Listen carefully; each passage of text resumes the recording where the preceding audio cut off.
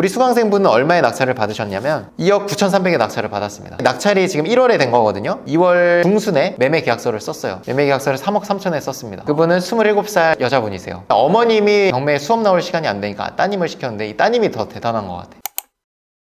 안녕하십니까? 안녕하세요. 자, 오늘 주제는 말이죠. 네. 너무 흔한 아파트 단독 낙찰. 상승기 때는 구경도 못할 아파트들이 말도 안 되는 가격에 단독 맞아요. 낙찰되는 사례들을 보여주신다고 해서 이렇게 네. 준비를 해봤습니다. 경쟁 입체가 많은 아파트 경매 시장 어떤가요? 아파트 경매 물건이 많아지고는 있습니다. 확실히 많아지고는 있는데 입찰하는 사람 수 자체는 크게 줄지 않았다라는 게 결론인 것 같습니다. 그래서 경쟁률이 약간 낮아지긴 했지만 그게 아파트 건마다 뭐 두세 명씩 입찰하고 이런 느낌은 아니고 몰리는 거엔 여전히 몰리고 있다. 한두 명 들어가는 거를 보면 특징적인 게 있다라고 해서 영상에서 좀 소개를 하려고 합니다. 사례 하나를 가져왔는데 경기도 안산 상록구, 이건 이제는 많이 들어올 거예요. 감정이 5억 3,300에 대해서 1회 유찰이 돼서 3억 7,300까지 떨어졌는데 이 물건의 시세는 5억 후반입니다. 낙찰이 되진 않았는데 말씀드릴 포인트 중에 하나가 뭐냐면 신권 물건들을 이제는 보기 시작해야 됩니다. 왜냐하면 지금 5억 3,300짜리를 만약에 신권에 들어갔으면 단독 낙찰이거든요. 아무도 안 들어왔지만 왜냐면 5억 후반이기 때문에 시세가 얘는 또 18층이에요. 이 정도 물건이면 5억 한 8, 9천에는 팔 수 있다라고 답변을 받았고요. 보시면 지금 매물은 제일 싼 게 5억 9천에 나와 있고요. 실거래는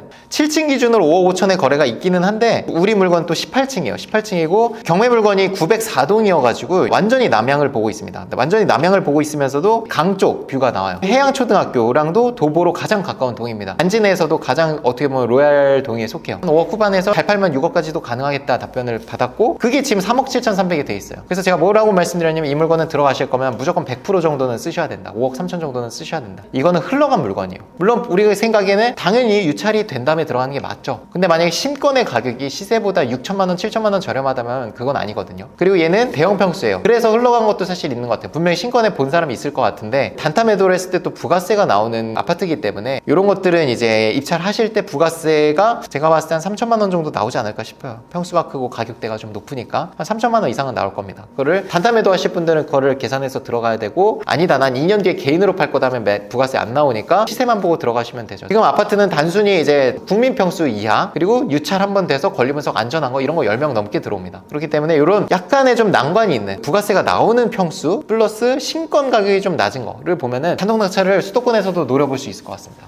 왜냐면 투자자들은 부가세 내는 게 되게 부담스럽거든요. 일시에 내야 되니까. 단독 낙찰은 아니지만 우리 수강생분이 또 매도한 사례가 있어서 지금 이 물건이 김포 한강 상정 그린코아 더 베스트 2019년도에 지어진 신축 아파트인데 13개 정도가 나와서 평수는 다 똑같습니다. 전용 면적 23.7평이라서 단타 매도를 했을 때 부가세가 안 나오는 구간이에요. 그리고 낙찰된 가격은 2억 9천, 9,300, 2억 7,300, 8,100, 8,500 요 정도 선입니다. 우리 수강생분은 얼마의 낙찰을 받으셨냐면 2억 9,300의 낙찰을 받았습니다. 낙찰이 지금 1월에 된 거거든요. 2월 중순에 매매 계약서를 썼어요. 매매 계약서를 3억 3천에 썼습니다. 그분은 27살 여자분이세요. 어머님이 경매에 수업 나올 시간이 안 되니까 따님을 시켰는데 이 따님이 더 대단한 것 같아요. 조사를 해서 들어갔고 여러 개 나온 거를 또 조사해보면 좋다라는 거예요. 경쟁이 물론 있었습니다.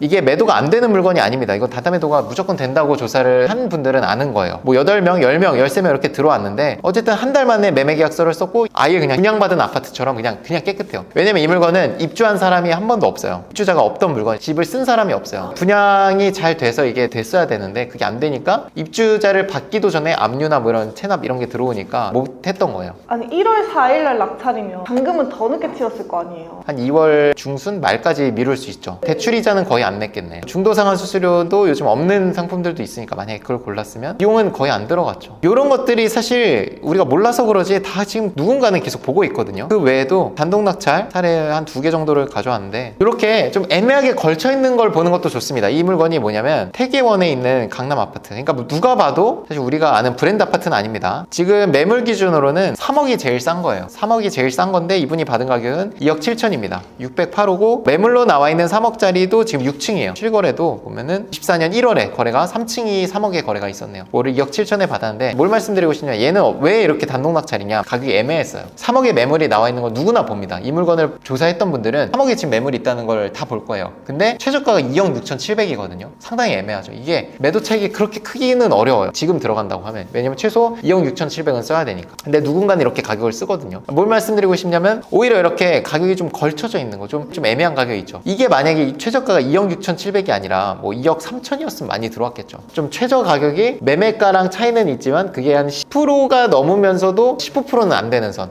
3억짜리니까 10%면은 3천만 원이거든요. 3천만 원이 살짝 넘죠. 2억 6,700이면. 그런 범주를 보면 입찰하는 사람도 최저가를 써야 되는데 그냥 안 들어가고 말거든요. 보통은 안 될 것 같으니까. 딴 사람이 들어오면 최저가는 거의 안 되잖아요. 그런 것들이 보면은 단독 낙찰이 되는 경우가 종종 있더라라는 게 이제 또 다른 포인트였습니다. 왜냐면 얘는 단타 매도도 가능한 모든 조건을 갖췄거든요. 권리 분석 문제 없고 단타 매도도 가능한 작은 평수니까. 천뛰기는 가능하죠. 욕심을 줄이면. 눈이 많이 높아져서 그래요. 1,000만 원 남는다? 그냥 딴 거 하고 말지. 약간 이런 생각이 드는데 딴 거 하려다가 기회를 더 많이 놓칠 수도 있다는 거예요. 수익이 큰 거 하려고 하면 다른 사람도 큰 거기 때문에 많이 들어오고 그런 게 오히려 천뛰기가 되는 경우도 있습니다. 이런 게 오히려 2천뛰기가 되는 경우도 있고 말씀드리고 싶었고 얘는 단독 낙찰은 아니에요. 경기도 의정부에 있는 밀락동에 있는 밀락청구 아파트입니다. 4억 4,400에 감정이 된 게 1회 유찰이 돼서 3억 1,000이 됐고 2명 입찰을 해서 75% 가격인 3억 3천에 낙찰이 됐습니다. 권리 분석 문제 없고요. 권리 분석 문제가 없는데 유찰도 된 대단지 아파트인데도 2명밖에 안 들어왔다. 이유는 딱 하나입니다. 전용 면적. 얘는 100일제곱이에요. 단타 양도를 했을 때 부가세를 내는 면적입니다. 그렇기 때문에 이제 단타 매도를 노리시는 분들이 좀 입찰하기 꺼려졌겠죠. 그래서 대형 평수이기 때문에 2명밖에 안 들어왔다. 자, 그러면 이 3억 3,300이 얼마나 차익이 있는 거냐? 일단 매물이 없습니다. 가장 최근에 거래된 게 21년도예요. 비교하기가 좀 애매합니다. 전화조사만으로 이게 파악을 해야 되냐? 그렇진 않아요. 뭘 보면 되냐면 자, 하나 작은 평수를 보는 겁니다. 왜냐면 얘는 최근에도 실거래가 있었거든요. 23년 10월에 24층이 4억의 거래가 있었어요. 작은 평수가 4달 전에 4억의 실거래가 있었는데 하나 더 큰 평수를 3억 3천에 받은 겁니다.